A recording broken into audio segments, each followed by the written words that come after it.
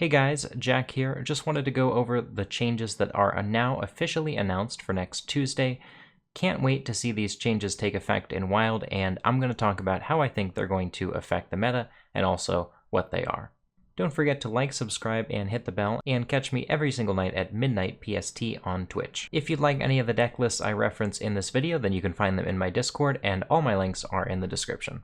Okay, so first we have Kael'thas moving from 6 to 7 mana. I don't think this is actually too big of a change for Wild. This is mostly a standard change. Jade Druid really doesn't have a problem running this at 7 mana because it still does basically the exact same thing it did before. Jade Druid runs Overgrowth, which means that they have a ton of mana. The only play that will slightly change is you used to be able to play Kael'thas, Overgrowth, and then the 0 mana spell that comes out of Overgrowth if you happen to be on 10 mana, and you would get a discounted third spell.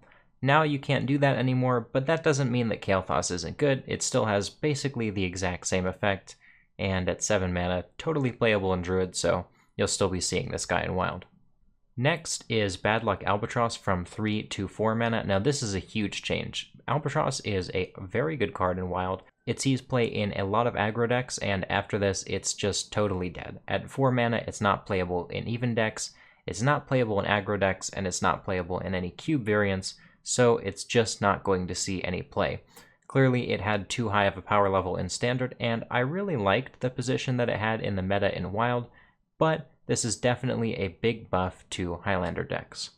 Next is Frenzied Fellwing is the same but just loses a health point.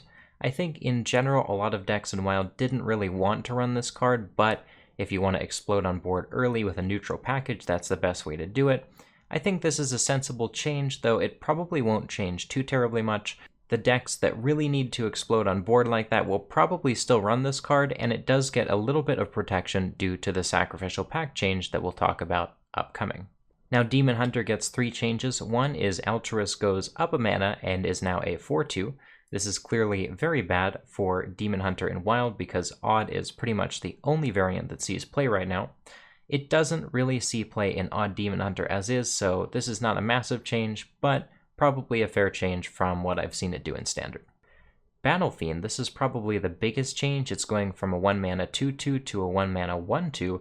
Now that is a big power loss. Part of this minion's extreme power level was its ability to snowball from early turns onward, and now it does a lot less damage, well, 1 less overall every turn that it lives, and that's a big deal. So this card will probably still see play, but it definitely loses a ton missing that attack. And Glavebound Adept is now a 5 mana 6/4 instead of a 7/4. I think this is a fair change, and it'll probably still see play in all the decks that it saw play in beforehand. Missing 1 attack is not great, but it's not that bad either. And Warlock, a change to Sacrificial Pact, it can now target only friendly demons. This is particularly good for Demon Hunter, and pretty bad for Warlock, because Warlock really like to use this against other Warlock decks. This was most effectively used by Darkest Hour, but Darkest Hour is dead, as you guys will see, so I don't think this is a massive change to Wild, but Cube definitely can no longer run this deck, and again, as you'll see, Darkest Hour is not a deck anymore. Because with the next change, Bloodbloom now costs 4 mana. This means that the earliest typical Darkest Hour combo you can pull off is on 7, and that's just too late. If your absolute high roll is on turn 6, maybe, that's pretty bad. I think part of the strength of Darkest Hour was its ability to explode on 3, 4, or 5, depending on your luck, and not being able to do that really hurts the deck. It's basically dead. Libram of Justice in Paladin gets a buff. It's now 5 mana, down from 6. This card didn't see play before, and I don't think it'll see play after, so this is not really a relevant change to Wild. And the one everyone's going to be talking about, and that is moving Open the Waygate from a 6 spell requirement to an 8 spell requirement. A lot of people have said that they don't feel like this change goes too far, but I'm not too sure about that.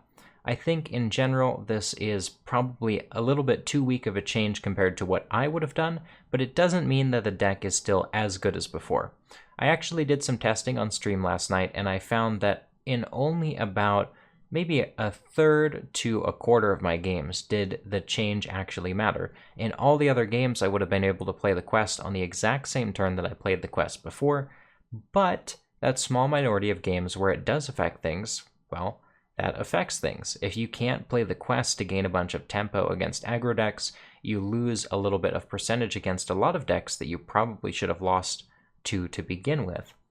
And overall, it does hurt the deck. I think this will probably drag it down from S tier to maybe tier 1. What position in tier 1, I'm not too sure.